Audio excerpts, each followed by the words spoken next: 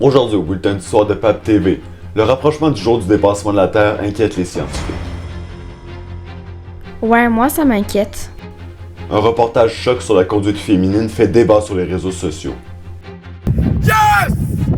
Là, c'est pas comme ça, c'est biaisé pis c'est misogyne. La perspective d'atteindre 9 milliards d'êtres humains sur Terre nous fait nous questionner sur les conséquences écologiques d'un tel nombre. Les répercussions seront affreuses. Une déclaration du premier ministre du Québec, François Legault, choque la population. Les non-vaccinés, là, si je pouvais tous vous mettre dans un bateau cargo puis vous shipper au Pakistan, je le ferais. Et finalement, la crise du logement qui sévit partout au Canada ne semble pas en voie de s'améliorer.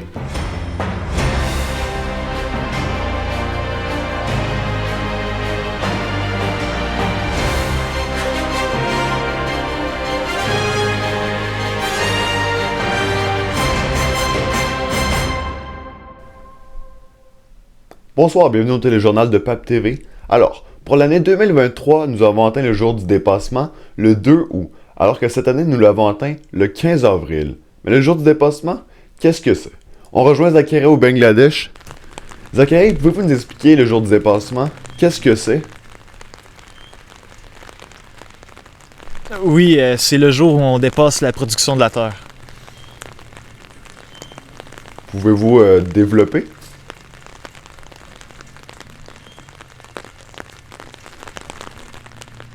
Oui, ben dans le fond, le jour du dépassement de la Terre, c'est le jour où on a épuisé toutes les ressources que la Terre produit en un an, comme par exemple les arbres, la nourriture et les minerais. On puise en ce moment même dans les ressources des années précédentes. Et ce jour, comment est-il choisi? Qui décide de la date?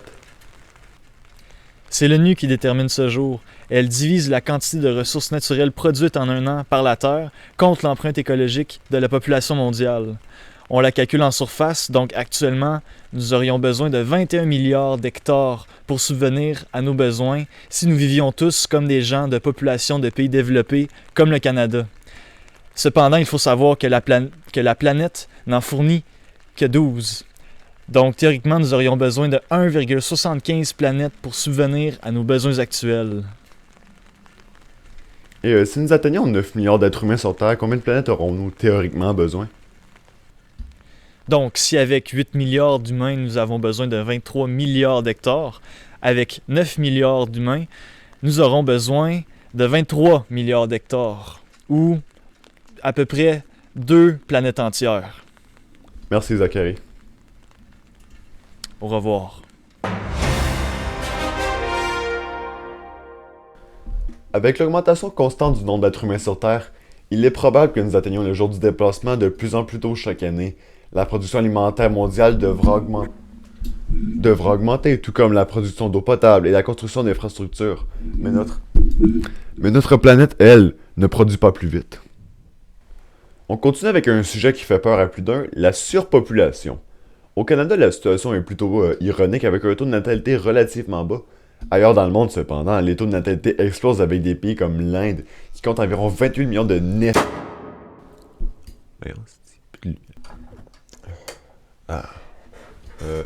Oui, 28 millions de naissances. Selon l'ONU, on va atteindre les 9 milliards d'êtres humains en 2050 à peu près, et les 11 milliards en 2100.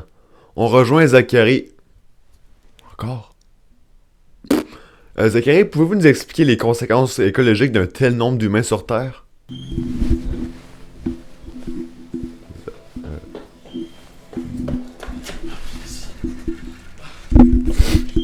Je pense que j'avais fini, là. On est chez moi. En tout cas, oui. Comme vous le dites, les répercussions seront affreuses. L'agrobusiness aura recours à des engrais artificiels et des produits chimiques pour améliorer leur rendement. La surpêche sera nettement plus présente aussi. On pourra assister à une 6e extinction de masse à cause des animaux victimes d'une chasse trop intensive.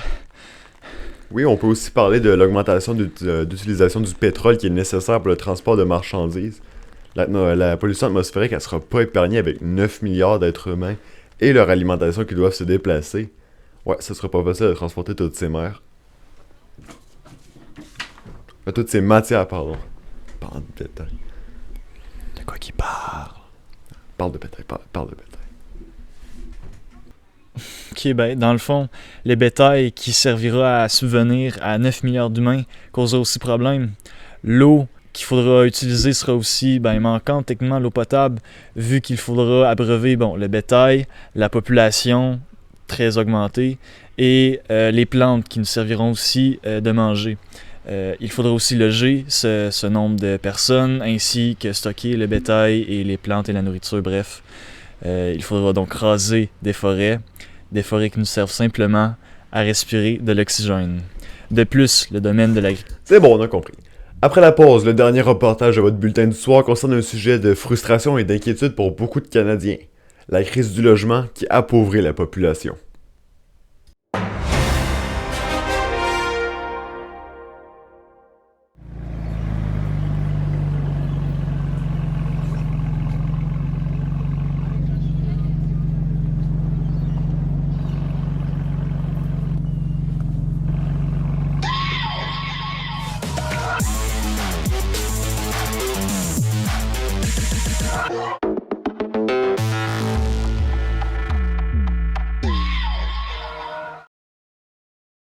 Voici Damien.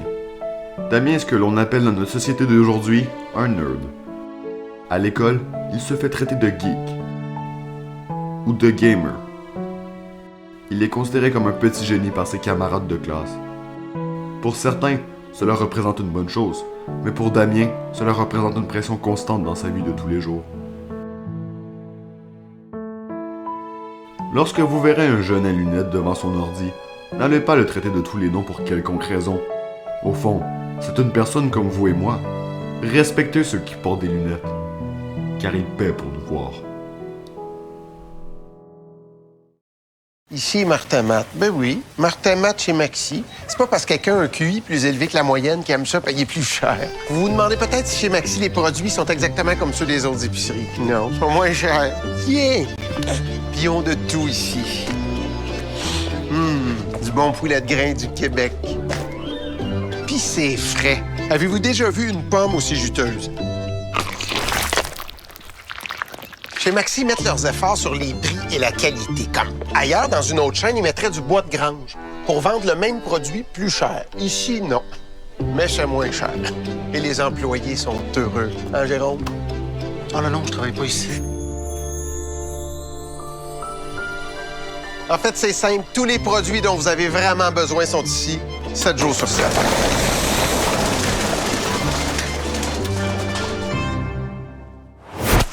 Maxi. Ben oui, Maxi.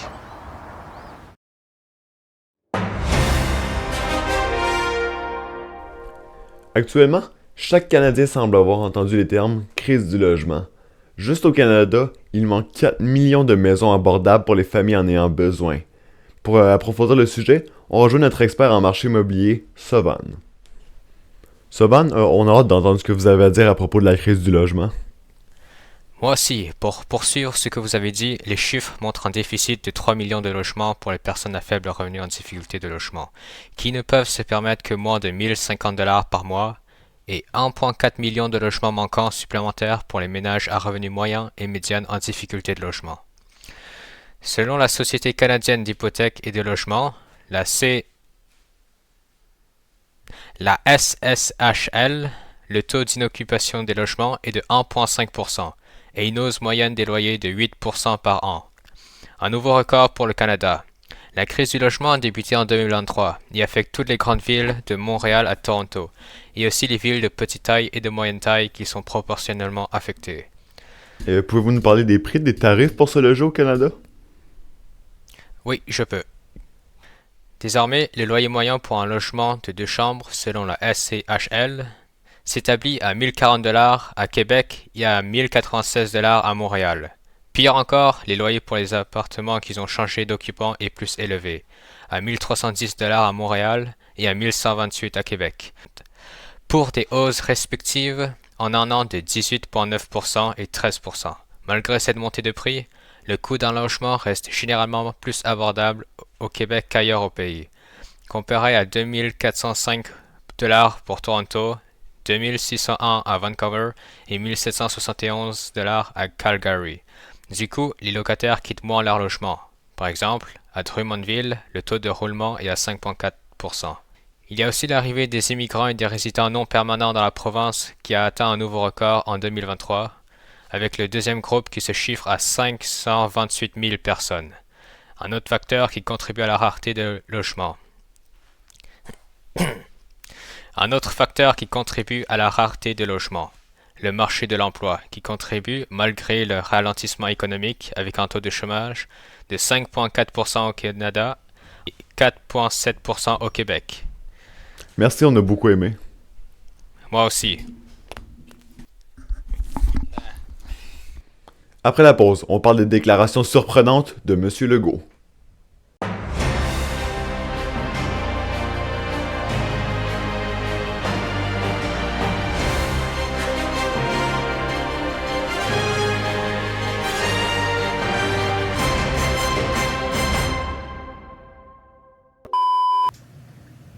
Aujourd'hui, au bulletin du soir de...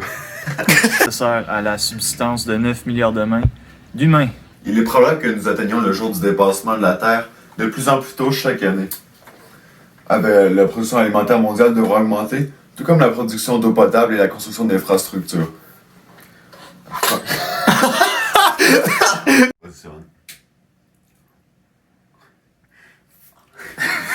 Ailleurs dans le monde, cependant, les taux de natalité explosent avec des pays comme l'Inde, qui compte environ 21 millions de natalité relativement bas.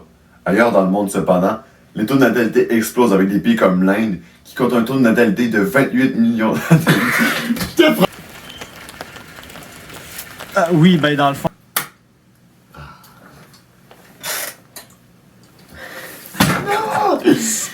Je tourne ma tête et je suis genre ça. Alors oui. Ah, je t'en laisse sourire. Hey, j'ai même pas souri, c'est toi qui a commencé à rire. T'es le même. T'as fait te manger le micro dans la face en plus, hein?